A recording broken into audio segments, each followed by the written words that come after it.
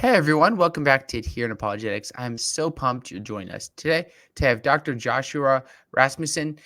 He's an associate professor of philosophy, and his main expertise is in analytic metaphysics. He likes to talk about things about the basic categories of reality.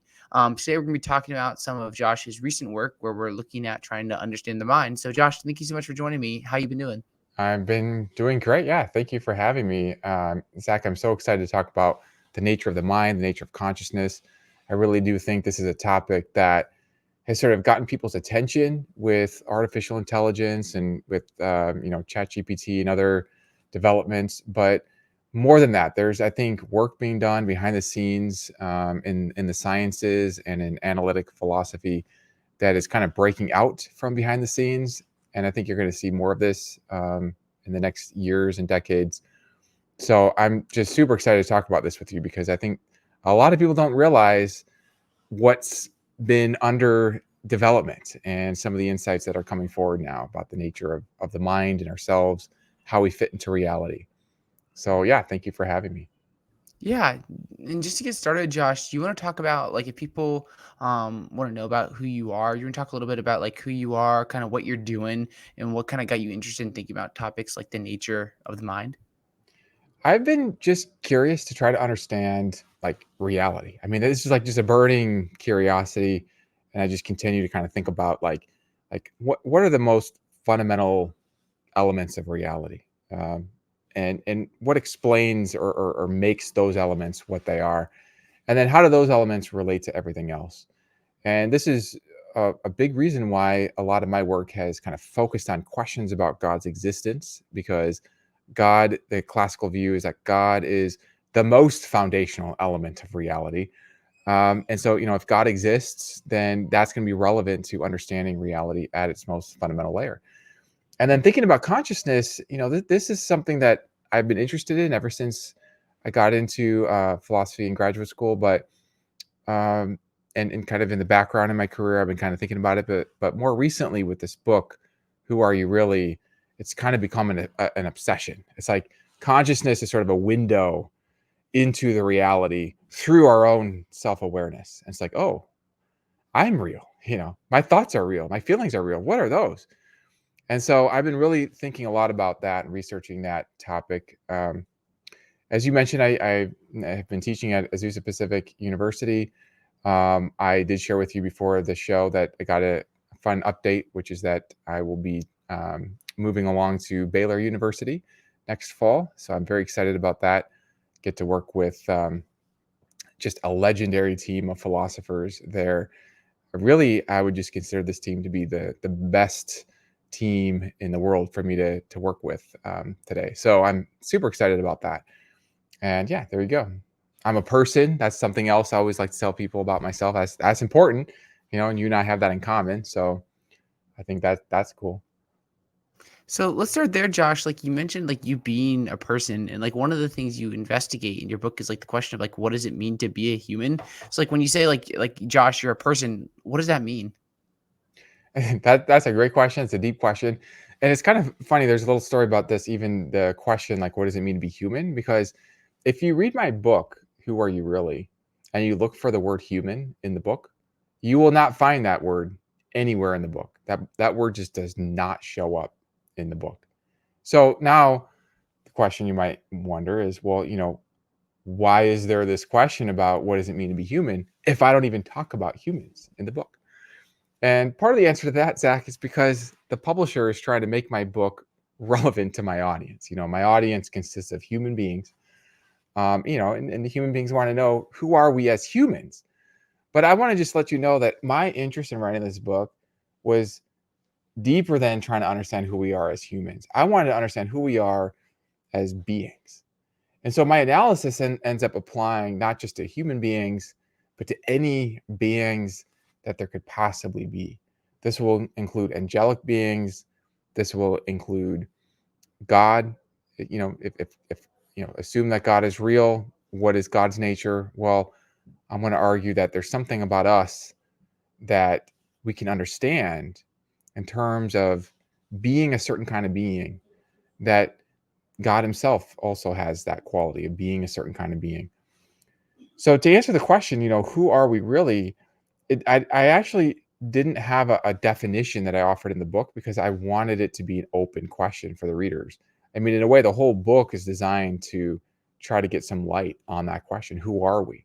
So I don't really define a person except to say that a person is whatever kind of being you and I are, on some level of analysis. And then the question is, well, what kind of a being is that? You could think of a person as a being that has consciousness and has a kind of personality.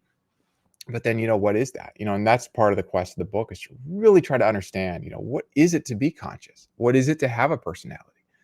So for now, I'm going to let the word person sort of just be a placeholder for whatever it is that I am. And then I assume you're the same kind of thing. So I'll call you a person as well. Anybody watching this, I would believe, is also a person. Now you might wonder, what about like lizards and kitty cats and stuff? Like, aren't those conscious beings? Do they qualify as persons? And here I want to just go back again to kind of the main goal of my book. It's not to try to understand really who we are as humans. And it's not even really to understand who we are as persons, even though that's, kind of in the title of the book, Philosopher's Inquiry into the Nature and Origin of Persons. But it really is like who we are as the kind of beings who can be centers of conscious awareness. And so this inquiry will apply to, like I said, all beings, including the kitty cats. I want to get a deeper understanding of how any being could come together and have unified consciousness. Okay, so when we're thinking about then like me as like a human being, or like you, Josh, as a human being, or the listener as a human being, it's like we have this idea of like you are a center of consciousness. Yes, And from that we can kind of investigate like these different aspects of like what that means for us to like exist as these centers of consciousness. that's it. Yeah, you got it. And I do think that cats are also centers of consciousness, right? So this does apply beyond human beings. But we start with ourselves. We're human beings, and we consider ourselves, and we realize, oh, okay, I have a perspective. I actually have consciousness, and I don't just have this kind of undifferentiated consciousness. I have consciousness that seems to come from sort of a focal point, like me being aware of my thoughts and feelings. There's a kind of center of consciousness, if you will. So yeah, that's exactly it. So another way of thinking about this is I want to understand, what is the nature of a conscious unity, okay, where it's consciousness unified in a certain way. That unification, we'll talk about that when we get to one of the challenges with constructing consciousness. But the challenge isn't just to explain how there are thoughts and feelings, it's also to explain how thoughts and feelings get sort of unified into a conscious unity, a center of consciousness, as you put it. So Josh, I'm wondering then, like, how do you think about, um, like, there's one thing for like me as like an adult to listen to this conversation, or for maybe most listeners, who are observing and understanding like what we're saying and whatnot. But maybe like centers of consciousness that maybe can't, like you mentioned, like lizards or cats. They may be conscious, but they're gonna process this conversation, say they're listening to it while they're sitting on their owner's lap. Differently than like maybe you or I would, or maybe someone who has like a baby or a little child, who maybe is processing this conversation differently than like maybe like the typical listeners. Like, how do you like? Is there a difference here? Like, how does that kind of fit in? It's just kind of thought I had as you were talking, Josh. Yeah, I love this question. I mean, if there could be like a lizard on somebody's shoulder while they're watching the show, and how's that lizard experiencing the noises, right, coming from the channel? And I do think there are some important differences. So one kind of difference that I think does set us, you and I in particular, but I mean other humans watching, apart from lizards, is that one of the things is that I think we have a capacity to have a kind of higher ordered consciousness of our consciousness. So we can be aware of our own awareness. And I believe this actually lays a foundation for the possibility of language. So, what is language? Well, language is a way of communicating using symbols and words and devices that stand for things, right? That have meanings. Well, how do we ever come up with language in the first place? I think part of it is we become aware of not just of states of reality, but then we have the second order awareness of that first order awareness of reality so that we can then name it and talk about it. So I can have like an experience of the beach, and then I can come up with some words to describe that experience. How do I do that? Well, it's because I'm not just having an awareness of the beach, I'm having an awareness of my experience of the beach. How I can label that. So that kind of like higher ordered awareness, I think, is a kind of demarcation. I'm not suggesting it's kind of like a categorical, unbridgeable demarcation um, between us and like every other non-human animal, but I do think it's an important salient type of difference, and it can explain why human beings, we write books, we have songs, we have all sorts of mediums for communicating that we don't find that out, among the lizards. The lizards aren't, writing books, for example. I mean, not even dolphins, who are, thought to be quite intelligent in their communications. We don't find, as far as I know, like seaweed organized into books where the dolphins are like writing down their experiences, right? Conscious of their own experience, writing that down in the seaweed. Uh, you know, we don't really have evidence of that as far as I know, as far as I'm aware. Um, so that does seem to be an important difference here between human beings and then other sorts of beings. Yeah, that's really helpful, Josh. So maybe then, like focusing on like us as persons, like what are some of the different aspects of our nature? And I know in the book you talk a lot about a lot of different aspects of this. Like Yes. what are some of these things that we see? So in my book, I try to separate my inquiry into two parts, right? So the first part is where I'm trying to understand, like, what is my nature? Like, what is it? And what are the aspects of me?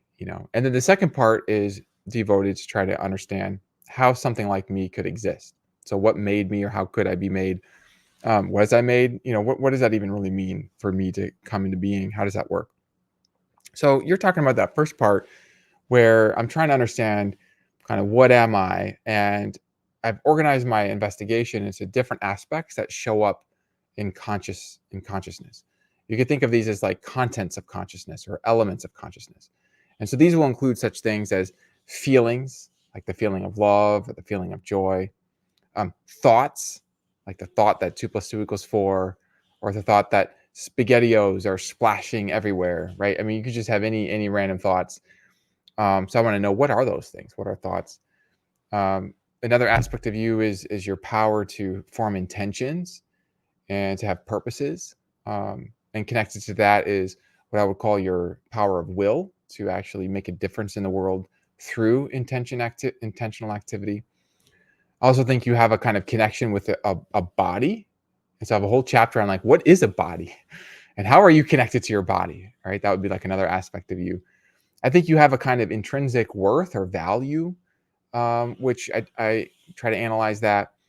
You've got the power to perceive. So, to be aware of a sunset, that's already pretty special. Can Legos be aware of a sunset? How does that work exactly? And I mean conscious awareness of that sunset. There's something about that perception. So that's another aspect of consciousness.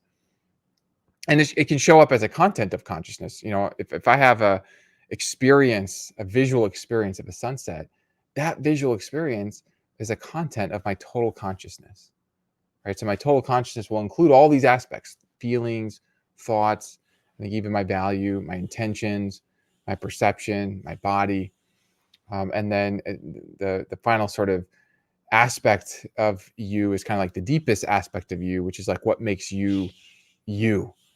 And I talk about these different arrows of your perspective that kind of point deep in, and you find you, the self that's sort of behind the contents of consciousness. Sort of like the sky where the birds fly. You are like the sky, and then the contents of consciousness are like the birds that sort of fly into you, and you can be aware of those things. But that's perhaps like the deepest aspect of you, is like that self, and we can come back to that, see how we might analyze that. But that would be a summary of some of the major aspects of you that I seek to analyze. So maybe I'm curious then, Josh, like maybe just like get right into like this self stuff. Like, I Okay. think about, Yeah. like, I don't know, I just, like, I'm trying to think about, like, me, like, thinking about myself as a self, and I don't know, a lot of times, like, when I think about this, which is not as much as maybe some people do like you, but, like, I always go back to, like, what I thought about myself as, like, when I was a kid, like, Yeah. I just think about, like, as a kid, like, what was I thinking about as, like, myself as a being, and I was always like this, like, it was weird because I had this very strong sense of self, but then for some reason, and like I grew up a Christian, I was like, oh, but my conscious experience, oh, that's just the brain that produced this. Like for some reason, like a lot of times that was what I thought in my mind, and it's not what I believe now, but I don't know. That's kind of what I thought. But like, what do you think? Like when we like analyze the nature of like ourself, what do you see, Josh? So there's a lot here, and I think the brain is actually very, very important for facilitating our experiences, including our experiences of ourselves.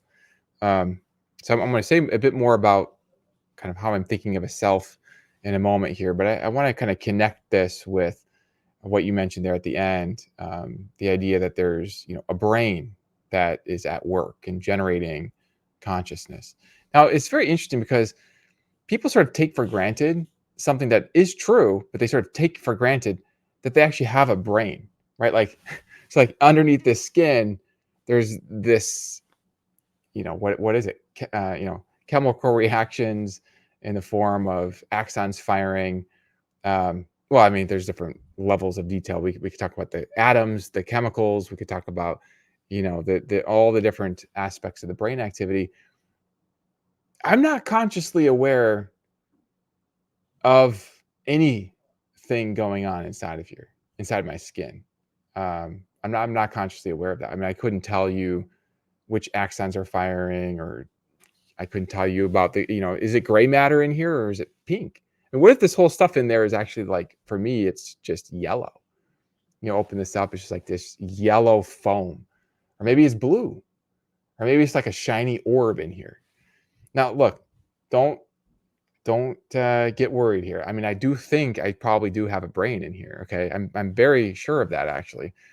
Um, but I'm sure of that by inference. So I believe that I have a brain because I'm aware of the scientific story of brains. I've seen some pictures on YouTube of other people's brains. And so I have a kind of an argument for the existence of my brain. Okay. I mean, it's kind of funny, sort of a side note. You think about these arguments for the existence of God, and one of the kind of responses to certain arguments is to kind of invite this sort of healthy skepticism about positing things beyond necessity, right? So you've got Occam's razor, like, why posit supernatural forces beyond the universe if you don't even see them and you don't even need to posit them to explain your data? Well, in the same way, I mean, one could be skeptical of one's own brain, right? Like, why think you have a brain? Now, I'm not skeptical that I have a brain, but the point here is that it takes a little bit of work to really understand why I believe that you actually have a brain. And I'm saying all this because I want to notice here that there's an important difference, I think, between awareness of brain activity and self awareness. Self awareness is something that's so familiar to us that it's like the air we breathe. That you almost just like aren't even aware that you are self-aware because it's so familiar. You almost have to like notice that, oh, it's me thinking, it's me talking, it's me wondering. And you could be having a dream. I've had dreams where I looked at my face in the mirror. Well, it was a dream of a mirror, it was a dream of my face, and my face looked different. Some of my teeth were falling out. I was like, what is that? And in my dream, I was aware of my own self having an experience with my face. Okay. The point is that you don't have to be aware of your actual body, your actual physical body, to be self aware. You can be self aware even while you're dreaming. And I think that already says something about yourself that demarcates it from your brain, right? Because if you think about it, yourself is something that you can be sort of immediately introspectively aware of. Whereas the spatial aspects of your brain, you can't be immediately, at least, I mean, I'm not immediately introspectively aware of the spatial aspects of my brain.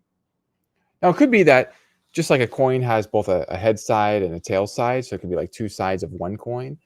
It could be that you have a kind of spatial brain aspect of you, and then you have a kind of self aspect of you, and these are both real parts that are connected in a unified way. So I want to just say that, I mean, nothing that I'm saying is ruling out sort of an intimate connection between yourself and your brain. But the idea here is first that you can be aware of yourself. Um, and I talk about Hume's worry that you can't be aware of yourself. And my basic response to Hume gets worried about the idea that actually what you're aware of are these sense impressions, and there's nothing sort of left over beyond those sense impressions. So I have the sense of thinking, the sense of feeling, and there's not sort of this distinct sense of like self apart from these other impressions like of thinking or feeling. And what I want to suggest is that actually that's okay. Hume's right insofar as he's saying that you are aware of these sense impressions and there's not sort of a distinct one of just self, at least maybe not normally. Maybe there could be some kind of a meditative state where it's like contentless awareness of self. Okay, not going to rule that out, but I would argue that your impressions of your thinking and your feeling are including your impression of your self thinking, your self feeling. If there's a bunch of thoughts and feelings in the room, there's also you thinking, you feeling, and that there's a sense impression of you thinking, of you feeling, and that the self is a common constituent of these different self impressions. So that's kind of my first major point here about the self, is that it's something that you can be intimately aware of. You can be directly aware of yourself, and that distinguishes it, I think, from the spatial aspects of your brain. And then second, I want to say here that I'm thinking of the self as that which has your consciousness. It's the bearer of your consciousness. Sort of leaving open what that is, leaving open how we might analyze it. It's the thing that has your point of view. It has your perspective, and it also unifies you as a single point of consciousness. So this is how I can have 5 thoughts in my mind, and you can have 5 thoughts in your mind. But if there's 10 thoughts in the room, 5 of them belong to you, and 5 of them belong to me. And the me there is referring to myself, and the you is referring to yourself. So that would be kind of how I would think of the self. It's the unifier of your consciousness, the bearer of your consciousness, and that which you can be directly, intimately aware of. I would say sort of by direct conscious acquaintance of yourself. Does that make sense? What do you think about that, Zach? Yeah, I think about it, and it does make sense to me. One thing I think about, and I've thought about this a couple times, just like through like this interview, I believe, is just like thinking about like who is like Josh Rasmussen then. Because Yeah. I think about it like, okay, we're talking on this podcast, and I can see you through my computer screen. And I see like your face, and the jacket you're wearing, Yeah. your wedding ring, and your ears, and your smile, but like none of that, like, it seems like would be like actually like totally you. None of it's me. Yeah, it's not, maybe it's part of me or it's connected to me, but yeah, it's not totally me. Absolutely right. Yeah. Mhm. Yeah. So how do you then like I'm just thinking about this like how do we see other selves? Like I don't know. It's just like to me it's like I can't like you could say like oh I can see my phone that's like in front of me or the wall that's in front of me that's behind this computer, but like seeing like um someone else as a self, like it seems like I can introspect and kind of think a little bit about who I am as a self, but seeing other selves, like that's a interesting question. Yeah, I what do you think make it's of that? sort of by inference. It's a great question. Like how do I even know that there's a self over there, just like it seems like there's a self over here? I think of it as sort of analogous to how do I know that I have a brain? So I infer that I probably have a brain to sort of explain my observations of myself, right? But I don't have direct conscious awareness of my brain. And the same way I don't have direct conscious awareness of yourself. But I have good evidence. So I would say sort of I infer that there's a self over there. It's fallible. I could be tricked, right? I mean, this is where you could have a very advanced computer that acts like it's conscious and acts like it has a first person perspective, could maybe even fool me. Um, so I'm doing the best I can. I'm just saying probably there's a self over there. There's a self here, and you resemble me in certain salient ways, and so I assume that probably there's a self over there. But I think you can be more sure of your own existence than of the existence of others, um, in general. Yeah, that's helpful, Josh. Um, Maybe then just thinking about um, what is how does what is the value of ourselves? Like we think about um myself as a being, someone that has a body but is more than my body. How do we think about the value of each other as selves? If we look around the world at people we know, and people we don't know, how do you see value when we look at the nature of self? Yeah, I think value. I think of value as grounded. If we're talking about sort of intrinsic value, I think of it as sort of grounded in the nature of the thing. So like there's something intrinsically valuable about knowing truth, perhaps. And if that's right, then that's because there's something about the nature of knowing truth. There's something about what it is to know the truth that has value. And in the same way, I would say that there's a value in just being you, and that's grounded in the nature of you, of what you are. And there's different ways one could analyze even grounding value in the nature of you. One idea is a little bit more subjectivist in its orientation, where you analyze the nature of you, or the value of the nature of you, in terms of the sort of way in which that quality of being would be liked or loved if it were known, and for its own sake, right? So some things you might like or love for their own sake, like for example, a certain state of peace you might like or love for its own sake. Pain, you might see value in pain, but you're not maybe just like delighting in pain just for its own sake. And so the idea here is that you have a kind of value if, were you to be sort of known, let's say through direct conscious awareness, like directly known, not by inference, but like directly known, there would be an awareness of, of who you are, and then that would engender a kind of liking or loving, for its own sake. So that, I said, it's kind of a subjectivist line. Maybe we could think of this as sort of a hybrid between the sort of objectivist view that you have value independently of whether you're loved, and the subjectivist idea is that, well, there's something about your nature such that if you were known, you would be loved for your own sake. So I'm kind of playing with these different ideas as a way of kind of removing unnecessary barriers to the general idea that you have some value. And I think that's intuitive. I think we recognize that there's something wrong with just like killing little kids, even if somebody derived pleasure from killing little kids, and let's say that they somehow put those kids unconscious so they don't even have pain, right? But it still seems like there's something troublesome about that. And I think our intuition there, the common intuition, is that what's troublesome is that there's something of value, um, that kids carry, that robots, that are unconscious, don't carry. And and I should say, even if the child is unconscious, the child is the kind of being that can be conscious, and that's a kind of being that just carries its own value. And so I think there is a kind of intuition that we have equal value as, persons, as personal beings. And if that's right, well, then, that leads to the big question, like, well, how could we have equal value as personal beings when we're so unequal in our shape and our size and the color of our skin? And my answer to that is, well, it's because our value isn't grounded in our shape. It's not grounded in our size. It's not grounded in the color of our skin. It's not grounded in anything that's really contingently true about us. It's actually grounded in our core essence as, beings. So this might be a little off the track of where you were, Josh, but it's something that came to mind Sure. through your talking. One thing, for me personally, it was always hard for me to understand was how to understand who God is, and understand how could God exist or things like this. Like these would come through my mind. Like I believed in God, but I'm like, okay, but where is God? And not like a divine hidden sense, but okay, like I see Josh right here. Okay, Yeah. why don't I it's making sense of God. And one thing that helped me to make sense was thinking about the nature of myself as me as something that is like a being that goes beyond a material kind of a material sense. How do you think is there a connection here of how we see ourselves to help us understand maybe a little bit about how we could see or understand who God is?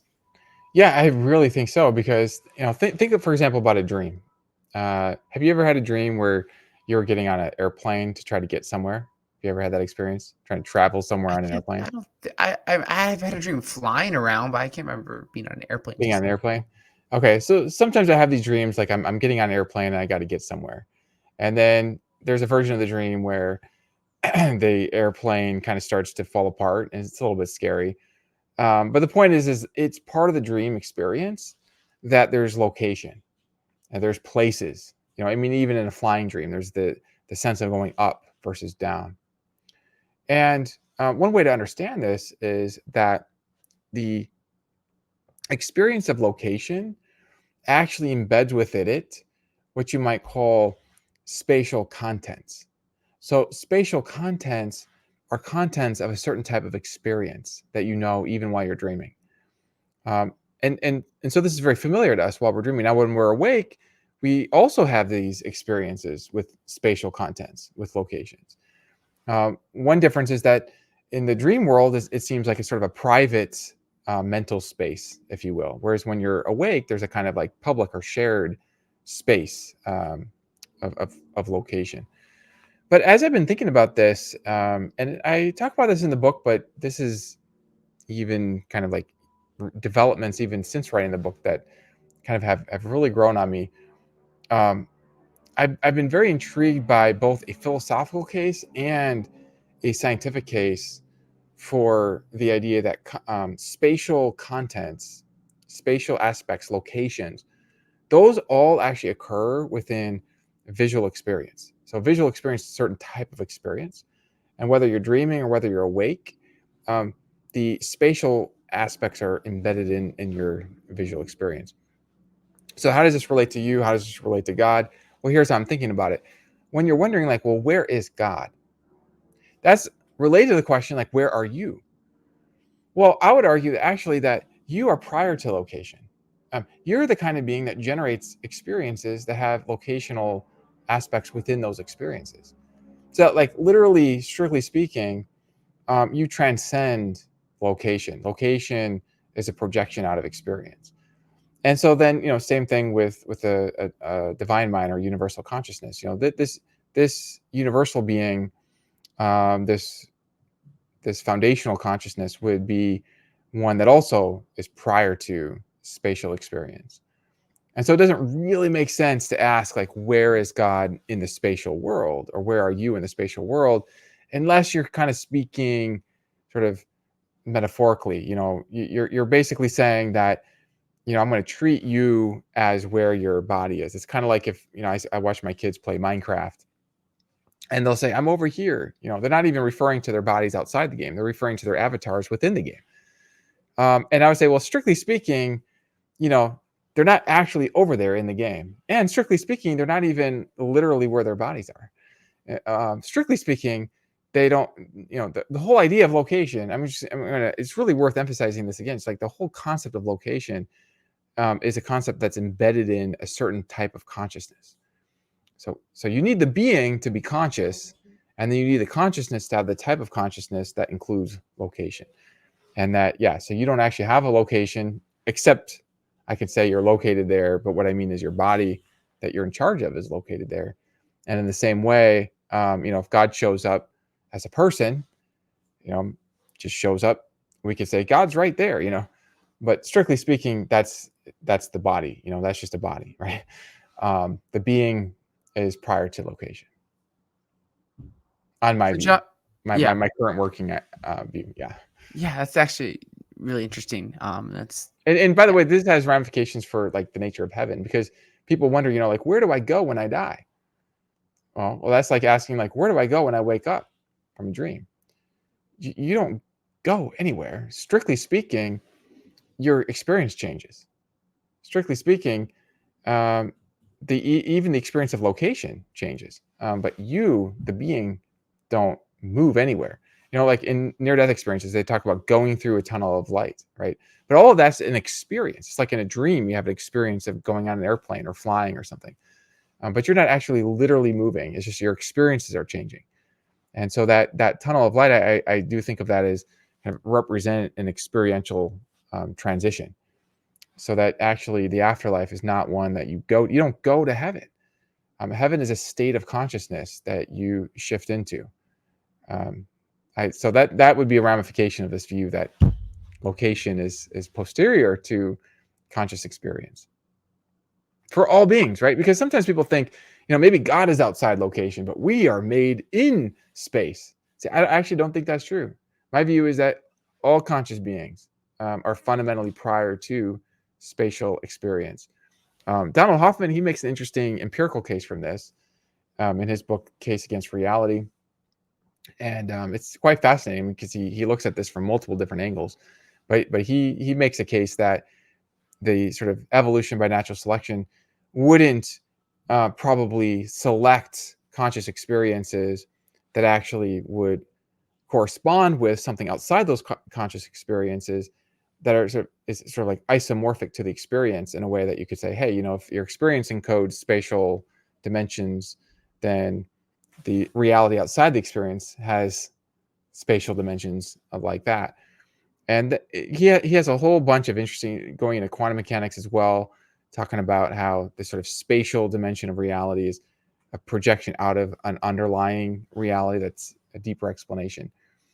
So combining those kind of empirical considerations with what really gets me is these kind of philosophical considerations, just from really it involves paying attention to your own consciousness and then seeing, oh, okay, there's a categorical similarity between my experience of spatial contents when I'm dreaming and then my experience of spatial contents when I'm awake. There's a categorical uniformity there, even while they're different in degree. Like, you've got more control over your private experiences, less control over the shared public experiences.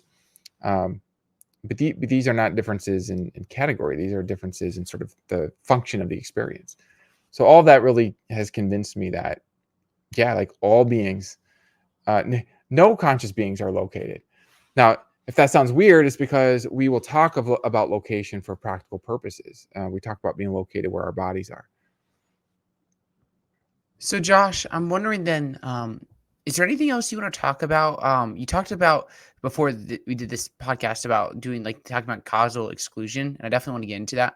But before we get into that, is there anything else about the different aspects of our nature that you think you'd want to bring up at this point before we get into more of the origin question? Thank you for that. Yeah, I think that's pretty much it. The only thing that maybe I would want to offer is sort of a bird's eye framing of sort of what's at stake. So you can sort of divide all the views about consciousness, like what we are as conscious beings, into three views.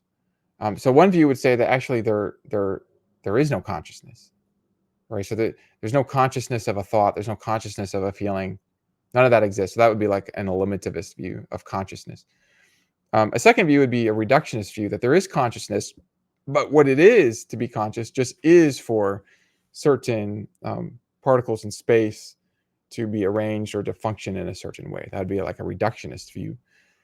And so I argue against both the elimination and the reduction of consciousness in various ways, but in part from one of the arguments I was kind of sharing already, just from our own awareness of some differences between consciousness and spatial aspects.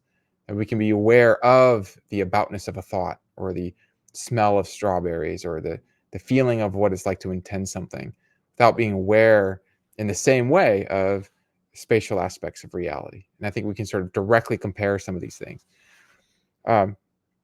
So then this leads me to what I call the something more view, that there's something more to you than just material states in space. There's something else, right? And so once you get to something more view, then that opens up the question, well, how does that something more come to exist? And so that will lead us into the next section here, where we can look at the construction problem, the binding problem, and the causal exclusion problem. These are kind of big problems for understanding how a being like you could just ever be produced. So I'd love to talk about, Josh, specifically because you mentioned the causal exclusion kind of question Yeah. here. What is this idea about the origin of ourselves? Yeah, what do you got going on here? Yeah. So I was telling you before the show that I think this is kind of a recent development for me to just appreciate the I've been aware of the causal exclusion problem, but I think I've come to appreciate the sort of dialectical value of drawing attention to this problem that has not to do with how to make consciousness, but how consciousness could make a difference to the material world. How does that work? So let's say that we sort of solve this classic hard problem of how consciousness could be explained in terms of, physical states. Let's say we have an answer to that. Well, now there's a further question about, like, well, how does the consciousness actually make a difference to the world? So just to illustrate this, and it's helpful to really illustrate this, because when you illustrate this, I think it really comes to life. You really can see what's at stake. So here I have a finger, right? And I'm going to move this finger, and I'm going to predict that I'm going to move it. Let's come up with a number. Let's do 9 times. Okay, I'm going to move it. I'm going to bend it down 9 times, just like this. Okay, that's the first time. I'm going to do 8 more. Now, Zach, I know that this finger is going to go down 8 more times within the next minute or so. I know that. How do I know that? Am I aware of the brain activity? I mean, there's chemical reactions going on in my brain like right now. How do I know that the chemical reactions are going to stimulate the nervous system in such a way to get that finger to go? Am I aware of some physical states that are storing my intention? I can't tell you that I'm aware of any of that, but I am aware of my intention. That intention occurs within my consciousness. And I have experiences with that intention that tell me that intention is powerful. In fact, here I'm telling you, it's coming. I'm about to move this finger 8 more times. Here it goes. 2, 3, 4, 5, 6, 7, 8, and we got to do 9, right? Because that was the number. So that was 8 more times. Look, and it stopped right at 9. It didn't even continue. That's very finely tuned prediction right there. And reality matched my prediction. This is evidence of what we can call mental causation. Mind over matter. I mean, people say, oh, you can't have mind over matter. Well, I mean, I can move the matter of my own hands. How am I doing that? Is that just an illusion? Well, there's empirical evidence that there's actually something going on in consciousness that's making a difference in the material world. And the question is, how do you explain that? The reason why this is a deep challenge is because of this causal exclusion problem. The causal exclusion problem is a problem that arises if you think that the fundamental actors of reality are ultimately based in mindless physics. So you got particles or fields, quantum fields, let's say, and these are mindless states. And everything else that happens is determined by those mindless states. It's sort of like if there are some marbles rolling around, and those marbles are going into different configurations, and there's no external forces that can change those marbles. But if you form the intention in your mind, let those marbles form into a heart shape, and then you watch those marbles form into a heart shape, that's going to be evidence that there's some force that's not accounted for just by the forces of the marbles and the physics. There's something else. There's some intentional power. And in the same way, if you have the power to move your finger in a certain number of ways, I think that's evidence that you are actually you have mental causation. So we can talk about the scientific case for mental causation. We've talked about the introspective case for mental causation, the philosophical case. But if you have mental causation, and if mindless states would causally exclude mental causation, then you can infer that the basic actors of reality aren't just mindless states. There's also, in addition, mental states. Mental states play a role. And I would say this is an interesting reason to think that mind is actually playing a role in the motions and movements of matter, and that the mindless matter is not prior to or more fundamental than the mental states, because otherwise the mental would be causally excluded from making a difference, or at least this is how the argument goes.